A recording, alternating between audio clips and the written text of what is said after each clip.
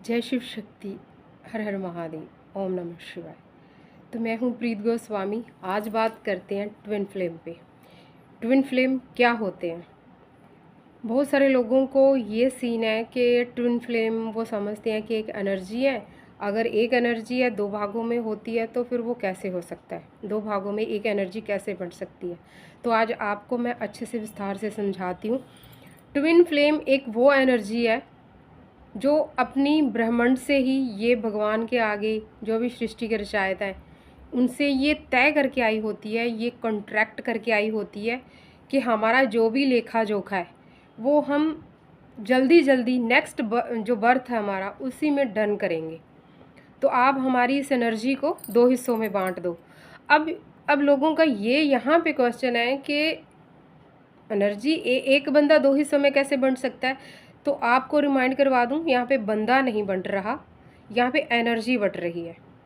जैसे एक पानी की कोई शक्ल सूरत नहीं है ना, उसको जहाँ पे रख दोगे वो पानी उसी का रूप धार लेगा। कलर का कोई रंग रूप नहीं है। कलर को जिसमें बना दोगे, जिस जिस जिस शेप को जिसकी भी शेप दे दोगे वो कलर वही शेप का बन जाएगा। ठीक है, तो ये एनर्जी तो एक पावर है ना। तो पावर, मान लो इतनी पावर है किसी एक हमारी सोल की, मान लो इतनी पावर है, तो वो बोलेगी मुझे ऐसे बांट दो, मुझे दो हिस्से कर दो ताकि मैं दो जन्म दो रूप लेकर जल्दी से अपने इस जन्म को अच्छे से क्लियर कर दूं, अपने कर्मस क्लियर कर दूं अपने नेक्स्ट ही बर्थ में। तो मेन ये जो कंसेप्ट है एनर्जी का, क्या बोलते हैं उसको, ट्विन फ्लेम दो भागों में बंटी जाती है, उसका जो कंसेप्ट है वो ये है। तो अब जानेंगे कि ट्विन फ्लेम एनर्जी में हम हैं, ये हम कैसे जानें कि हमारा जो जर्नी है वो ट्विन फ्लेम जर्नी है। सबसे पहले इसका जो फर्स्ट, बहुत सारे सिम्टम्स हैं। सबसे पहली बात तो ये कि ट्विन फ्लेम जर्नी बहुत बहुत बहुत टफ होती है, बहुत दुखदायक होती है। इसमें दर्द ही दर्द होता है बचपन से ही। बचपन बहुत ज़्यादा टफ होता है। आपकी बहुत सारी मार भी पड़ती है, आप हर वक्त धिक्कारे जाते हो, आपको कोई समझता नहीं है। वो कर्मास हम क्योंकि क्लियर करने आए ना, तो वो सारी चीज़ें हमें यहाँ पे आकर वो फेस करनी पड़ती हैं। लेकिन क्योंकि हमें बच्चे होते हैं, हमें पता नहीं होता कि हमारी ट्विन फ्लेम जर्नी है और हम इस चक्कर में आकर यहाँ पे फंसे हुए हैं। तो सबसे पहली बात तो ये कि दुखदायक होता है जीवन बहुत सारा। बचपन बहुत गंदा होता है। या तो बाप से प्रताड़ित होते हो, या आप माँ से प्रताड़ित होते हो, या ऐसा कुछ भी सीन आपके अंदर ज़रूर घटा हुआ होता है। दूसरी बात ये कि बहुत सारे कष्ट सहने के बावजूद भी आप बहुत मनमौजी रहते हो, मस्त रहते हो, भगवान का शुक्र मनाते हो हरदम।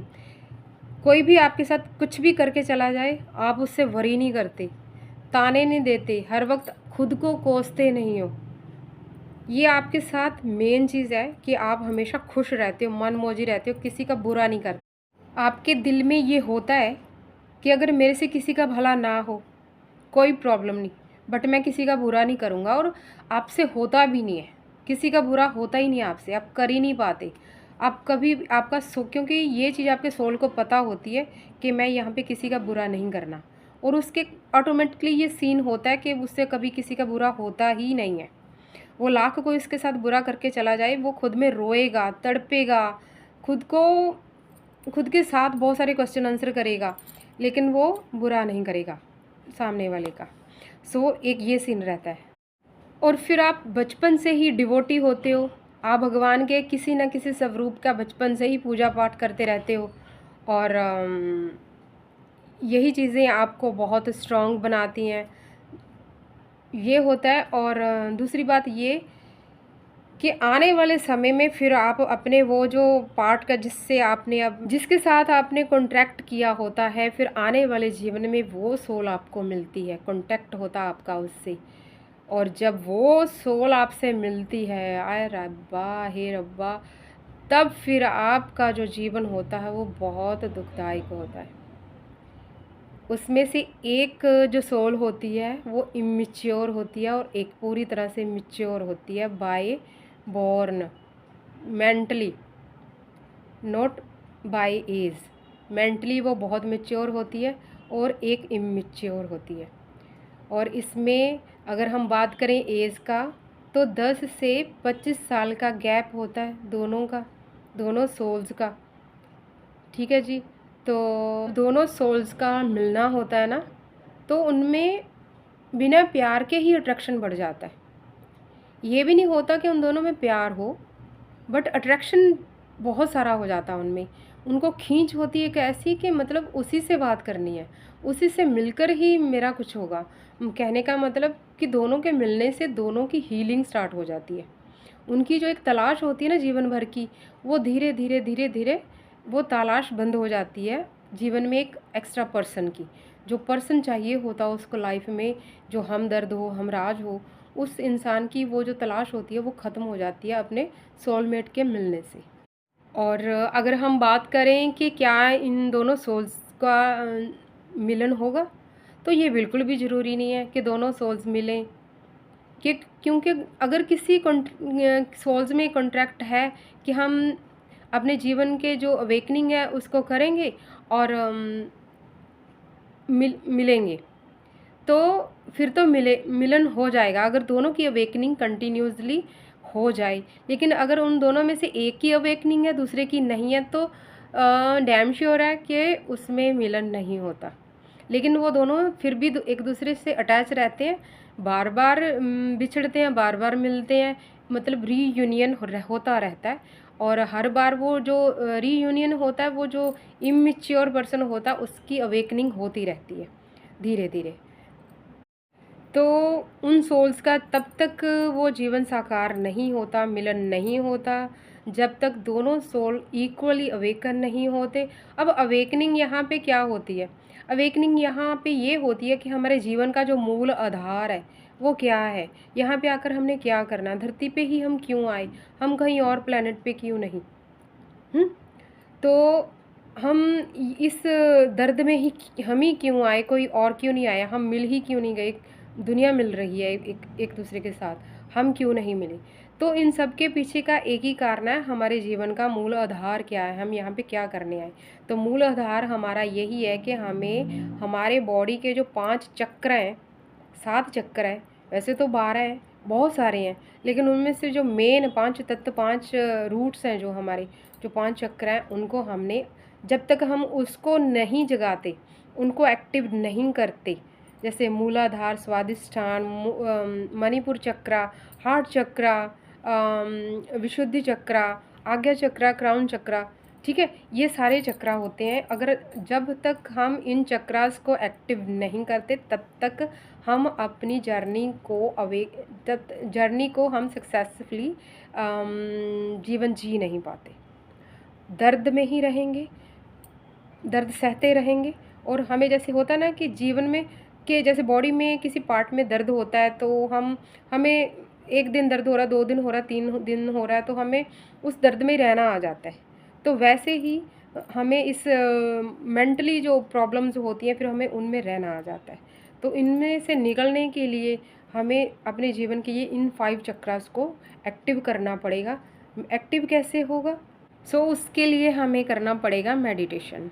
अब मेडिटेशन पे जहाँ पे वर्ड आ जाता है, ध्यान का वर्ड आ जाता है, तो उसमें लोगों की सबसे पहले एक ये मत रह जाता है कि अरे यार मेडिटेशन हमें नहीं करना, हमें नहीं भगवान को देखना या जानना, हम ठीक है, हम जीवन में जी रहे हैं बढ़िया, हम ऐश करेंगे, मौज करेंगे। भाई साहब, एक बात मैं यहाँ पे क्लियर कर दूँ, मेडिटेशन का मतलब बिल्कुल भी नहीं है कि भगवान को पाना है। मेडिटेशन का मतलब है कि हम खुद अपने जीवन में स्थिरता लाते हैं, हम स्ट्रांग होते हैं, हमें रहना, बहना, उठना, खाना, हम टोटली डिसिप्लिन में आ जाते हैं।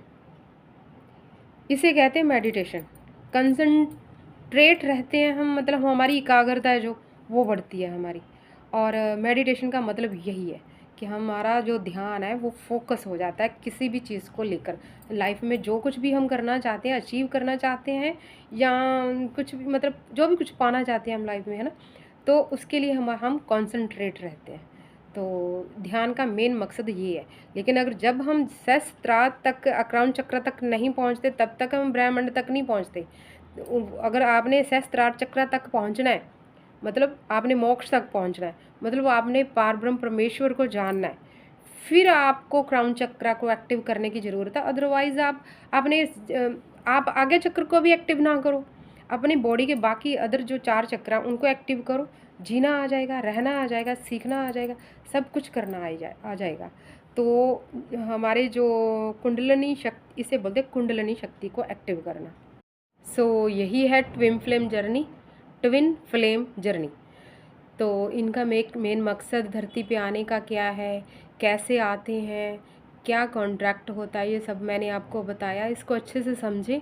और अगर आप किसी ट्विन फ्लेम जर्नी में हैं तो आपका मेन मकसद यही है कि आप सबसे पहले खुद को जानें, आप अवेकन हों खुद के लिए कि मैं हूँ तो क्यों हूँ। अब यहाँ पे जाकर आपको किसी से क्वेश्चन ये करने की ज़रूरत नहीं है, आपके क्वेश्चन आपके पास है। आप ध्यान मुद्रा में बैठो, सारे के सारे आंसर आपको खुद ही मिल जाएंगे। जय माता दी, जय हिंद, जय भारत। हम जिस देश में रहते हैं उसका भी शुक्रिया। भारत ऋषियों, मुनियों, गुरुओं, पीरों की धरती है। और ये सोचें कि मैं भारत में ही क्यों जन्मा, मैं कहीं और देश में क्यों नहीं जन्मा। सारे देश भोगी, भारत देश योगी। समझे? तो योग करो, योग से ही होगा। राधे राधे।